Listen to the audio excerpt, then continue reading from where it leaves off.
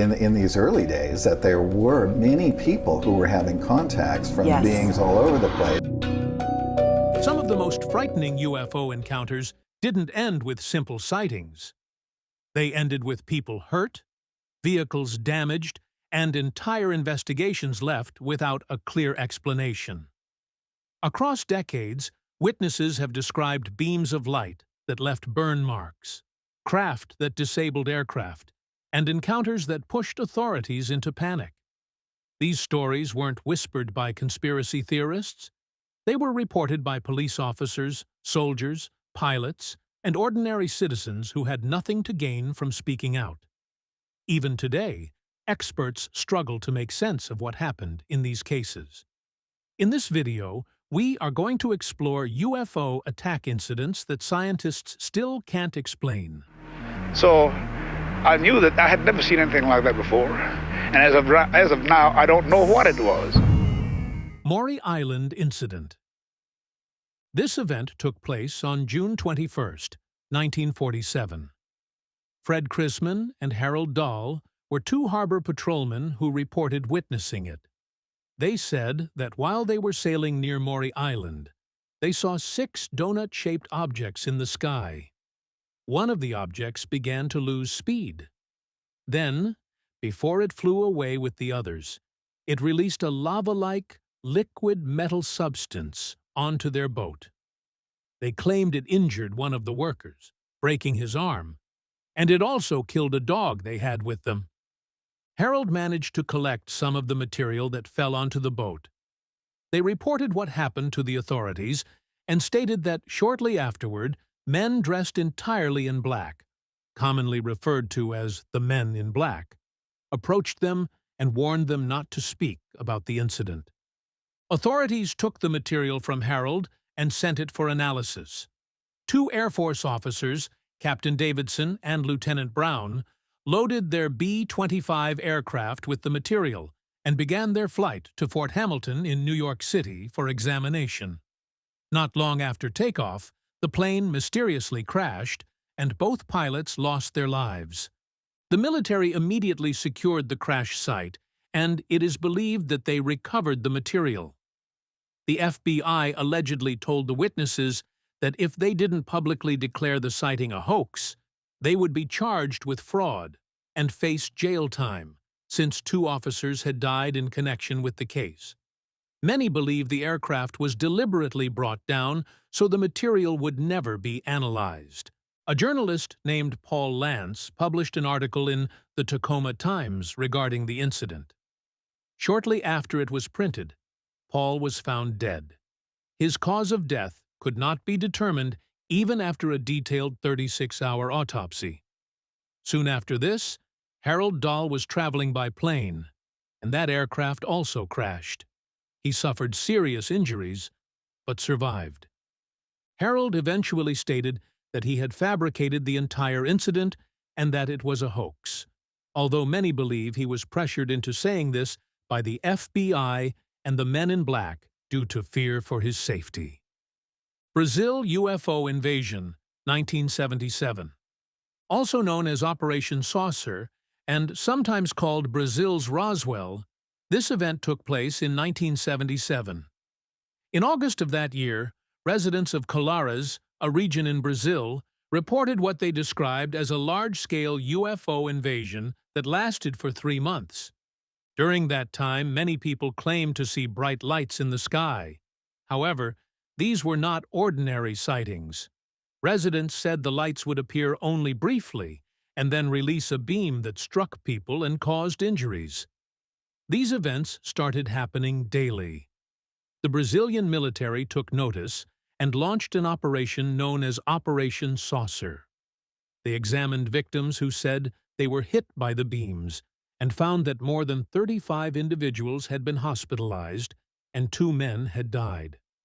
Doctors who treated the injured said the victims had symptoms including hypothermia, ongoing headaches, burning sensations, intense heat, nausea, body tremors, and dizziness. The doctor also stated that many had several small puncture marks on their skin where they said the beam had hit them. On November 26th, The military experienced a particularly active night. While conducting investigations, they witnessed 9 separate sightings. They captured photographs of the crafts and the beams, which are believed to be the UFOs. Operation Saucer contains 2,000 pages of information, 500 photographs, and 16 hours of film documenting these encounters. Some believe the UFOs were attempting contact and came from an underwater base near Colares. Various types of crafts were reported, including saucer-shaped objects and cigar-shaped ones. In the official military report, there is a statement claiming that there were crafts in the sky that had luminous bodies. Mantell UFO Incident. This incident is considered one of the most widely publicized early UFO events. On January 7, 1948, 25-year-old Kentucky Air National Guard pilot Captain Thomas F. Mantell was pursuing a UFO. His aircraft later crashed, resulting in his death. On that day, many witnesses claimed they could see a cone-shaped object in the sky. It was described as a bright white object at least 300 feet wide. This caught the military's attention, and when they looked into it, they also observed the object. At around 2:50 p.m., Captain Mantell was leading a squadron of 4 F-51 Mustangs toward an airfield in Kentucky. He was instructed to approach the object to identify it. As the planes climbed higher, their fuel levels began to drop, so the other 3 aircraft turned back while Mantell continued alone. It is believed that he ran out of oxygen, lost consciousness, and his plane then descended and ultimately crashed, killing him. His plane had broken apart shortly before impact, which led many to believe that it had been attacked by the UFO, since they questioned why the aircraft would break apart otherwise. When the wreckage was found, the captain's seatbelt was torn, and his wristwatch had stopped at 3:18 p.m. By 3:50 p.m., the UFO was no longer visible. Rumors later circulated claiming that the captain's body was found with tiny holes in it and that the crash site showed signs of radiation, but no confirmed evidence has been produced to support these claims. Witnesses who saw the crash said the captain's plane circled 3 times, then descended and exploded just before hitting the ground. Many who witnessed it believe the UFO shot his plane down. Historian David Jacobs has argued that this event marked a shift in how the public and the government viewed UFOs. Some believe the UFO caused the crash, while others attribute the entire incident to a military weather balloon. Val Johnson. Incident: Val Johnson was a sheriff in Marshall County, Minnesota, and many believe he was attacked by a UFO in 1979. On August 27, 1979, at 2 a.m., he was in his patrol car when he saw a bright beam of light hovering just above the road. He decided to investigate and drove toward it. As he got closer, he said his car was suddenly engulfed in light and he heard a loud vibrating noise. He then lost consciousness. He woke up about 40 minutes later. He claimed the time on his wristwatch and the patrol car's clock had stopped during the moment the attack began, similar to what happened in the earlier case. He reported the incident, and paramedics and backup arrived. His patrol car was examined, and the windshield was shattered, the roof was dented, and both the headlights and siren lights had stopped working. Val was injured and experienced partial blindness. Doctors examined him and reported burns caused by extreme UV exposure, as well as burns similar to those seen on welders. Many believe this incident presents strong evidence of a UFO attack, while others think it was entirely staged and that Val intentionally damaged his vehicle and himself. Robert Taylor Incident. Also called the Livingston Incident, this occurred on November 9, 1979, in Livingston, Scotland, and involved a man named Robert Taylor. While walking his dog through a forest, he said he saw what he described as a flying dome. He said it was hovering just above the ground in a clearing. He described the material as dark metallic, and rough like sandpaper, with an outer rim equipped with small propeller-like features. He claimed that as he moved closer, he smelled a strong odor similar to burning rubber. He then reported that smaller crafts appeared, paralyzed him, and began dragging him toward the larger craft. He said he lost consciousness. When he woke up, the objects were gone. He had driven to the forest and went to his truck nearby, but he said the vehicle wouldn't start, so he walked home. His wife stated that he returned with muddy and torn clothing. She contacted the police and called a doctor to examine him. The doctor treated him for minor injuries. Police later accompanied Robert to the location where he said the incident took place, and they found ladder-shaped markings on the ground where the craft was supposed to have been. Police recorded the case as an assault. This remains the only UFO sighting that has ever led to an official criminal investigation. Some believe Robert was genuinely attacked by a UFO, while others think he experienced a medical episode that caused hallucinations. Roswell Incident.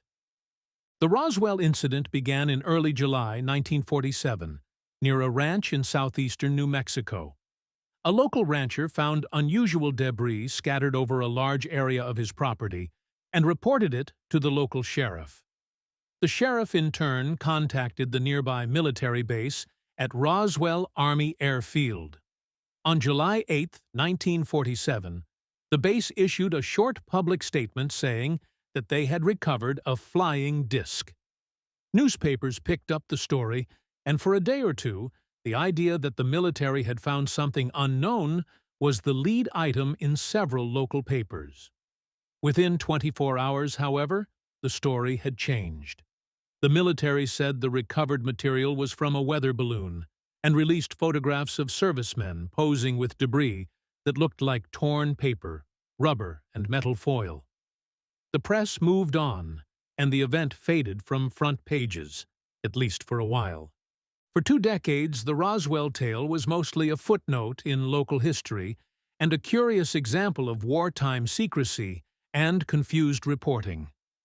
In the late 1970s, interest in the case rose again after a few researchers interviewed retired military personnel and local residents who said that the original reports had been suppressed and that the material had not been a balloon. Some interviewees claimed that more was true than what the military admitted. A number of former officers and civilian workers said they had seen strange debris and had been told to keep quiet. The new accounts included statements that bodies had been recovered and that a crash site had been cordoned off. Those claims widened the gap between the official explanation and what some witnesses reported. Over the next decades, the Roswell story grew into a complex narrative with many versions. Some versions described a single crashed craft that had carried non-human occupants. Other versions said that multiple objects had been recovered. A few accounts said the bodies were clearly not human. Researchers collected these stories and published them in books and magazines aimed at readers interested in unexplained events. The idea that the government covered up an encounter with something not of this world became a central theme. Supporters of that view pointed to initial confusion in the press release and to alleged restrictions placed on local reporters and civilians who had been near the recovery area. The United States Air Force addressed the story directly more than once. In 1994, the Air Force released a report that concluded the debris recovered in 1947 most likely belonged to Project Mogul, a classified program that used high-altitude balloons and experimental radar equipment to detect sound waves from Soviet nuclear tests. Project Mogul used unusual materials in its payloads, including metallized foil, rubber, and balsa wood, and it flew at high altitude on a train of balloons. According to the report, the unusual appearance of the equipment and the secrecy surrounding Project Mogul could easily have led to misidentification. The report also noted that the public statements made at the time were short and imprecise, and that the follow-up information released by the military was not complete. In 1997, the Air Force issued another report focused on claims about bodies recovered at Roswell. That report concluded that the descriptions of bodies were more consistent with injured or deceased crash test dummies used in military research, and with eyewitness accounts shaped by memory and later suggestion. The Air Force report said that over time stories could change, and that memory is not always a reliable recorder of events. It also noted that some witnesses who later claimed to have seen bodies had been misquoted or had given inconsistent accounts. Despite official reports, a sustained counter-argument persisted among those who believed something more extraordinary had happened. Critics of the official view pointed to the early press release that mentioned a flying disc and to reports of restricted areas and military trucks removing debris. They also noted that the region around Roswell housed a number of military projects and suggested that the presence of classified programs gave officials a motive to mislead the public. Over time, Roswell became a symbol. For followers of the cover-up idea, Roswell represented a pattern, a small government action, an attempt to control information, and then decades of denials when witnesses came forward. The cultural impact of Roswell extends beyond debates over the evidence. The story entered popular culture through books, films, television shows, and documentaries. Roswell appeared in fiction as a shorthand reference to alien contact and secret government files. The town of Roswell itself embraced the interest and developed a tourist industry that includes a UFO museum, themed shops, and an annual festival. That shift turned the local incident into a national and then global brand. Roswell is now as likely to be associated with souvenir shops and museum displays as with military history. Historians and researchers who study the case have taken different approaches. Some focus on the social dynamics, why the story grew, how memory of events can change, and how local and national media shaped public perceptions.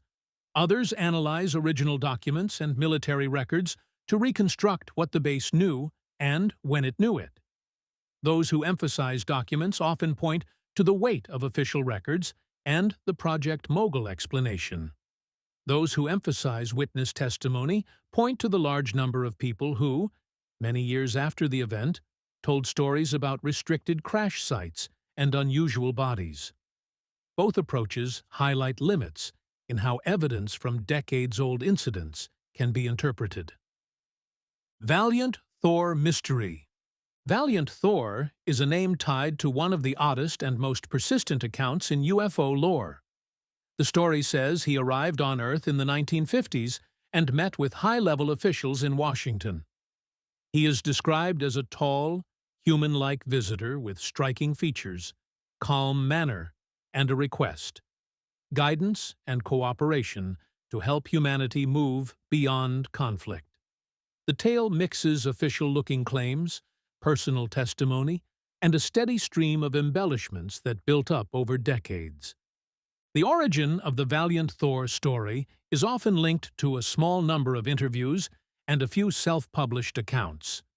One of the earliest public versions came from an author who said he had access to a man who worked in government and claimed direct contact with the visitor.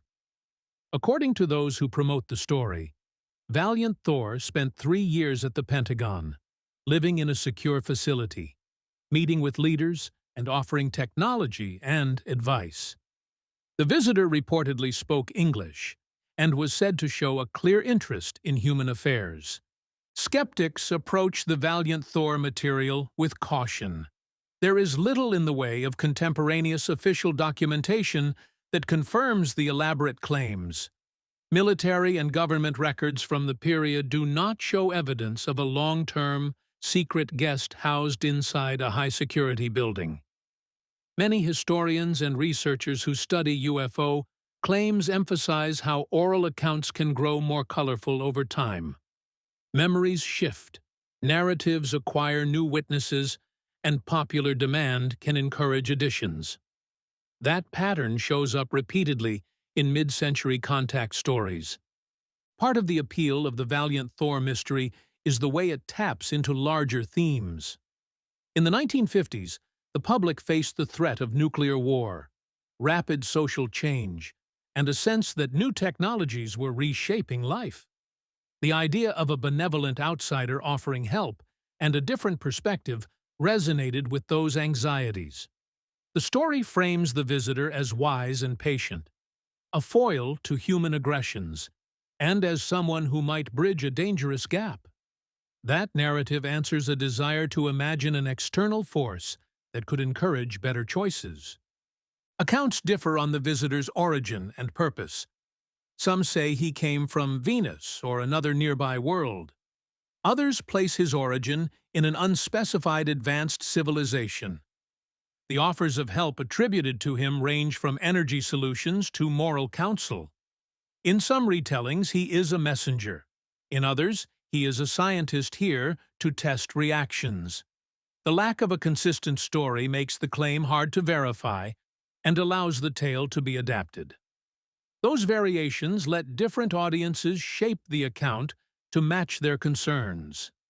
Investigations into Valiant Thor often focus on the trail of publications and the people who first told the tale. When researchers trace those sources, they find a mix of sincere belief, dramatic flair, and small communities that sustained interest.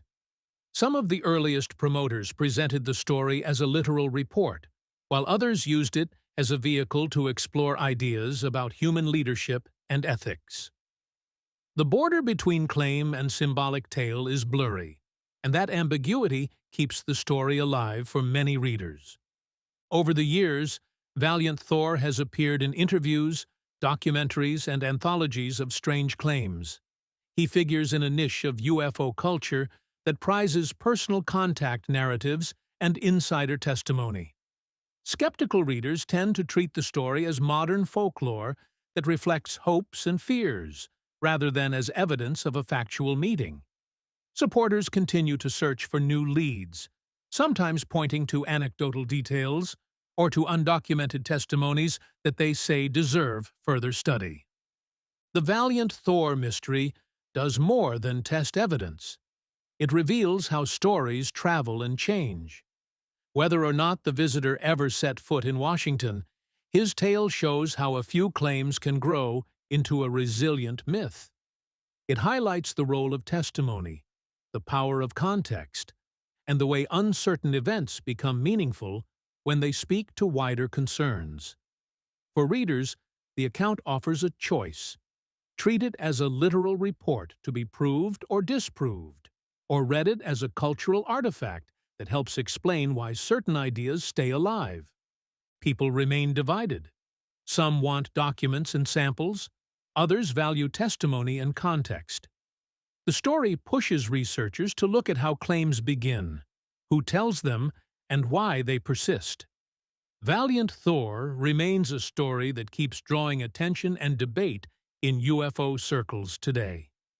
Thanks for sticking with us through these strange and confusing reports. The more we look into them, the more questions seem to appear. If you enjoyed this dive into the unknown, don't forget to hit like and subscribe. See you in the next one.